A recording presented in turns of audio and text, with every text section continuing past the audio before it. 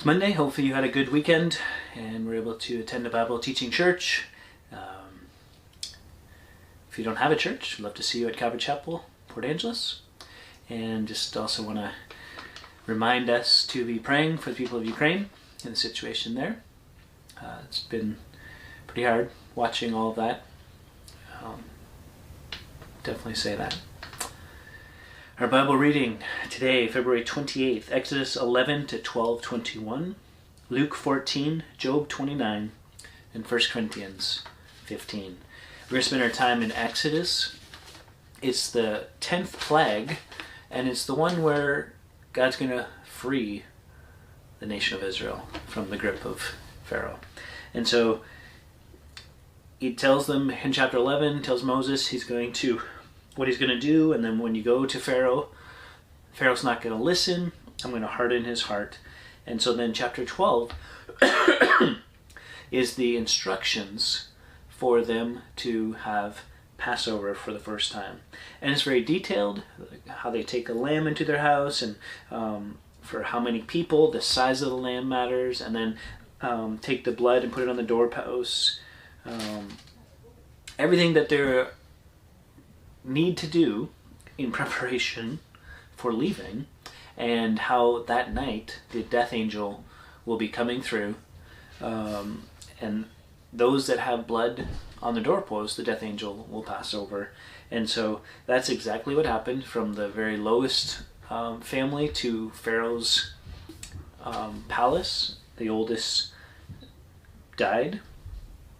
And so the people kind of revolted and said, you need to go. And they gave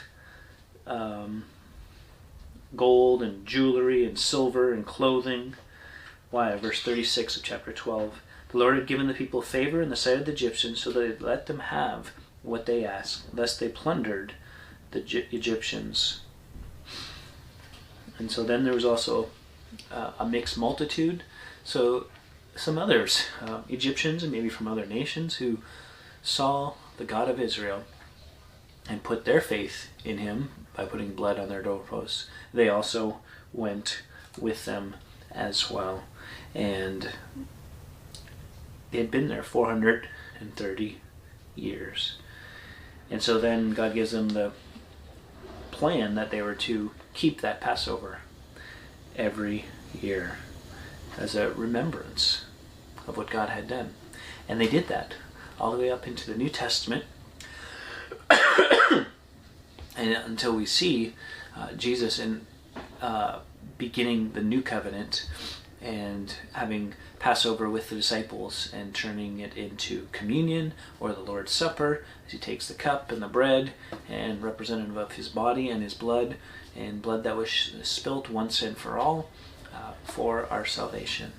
And so that's why communion is so special, because it's a remembrance of what Jesus has done for us. Just like Passover was special because it was a remembrance of what God had done.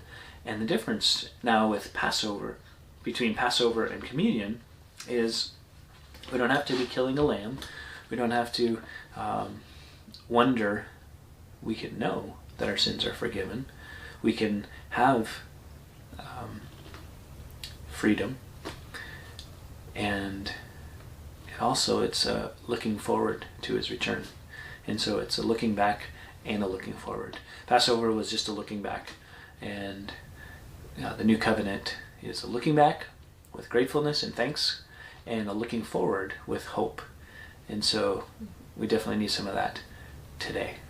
Till next time, keep growing little by little.